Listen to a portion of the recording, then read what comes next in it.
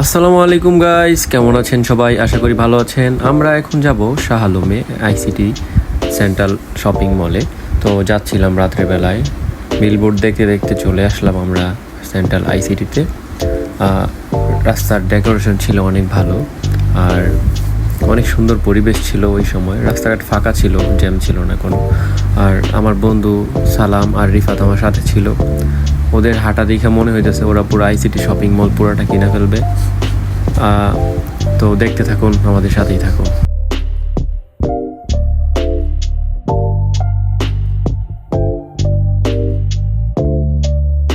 তো আমরা একটা এইচএলের শোরুমে ঢুকছিলাম। ওইখানে অনেক ভালো টি শার্ট পাওয়া যায়।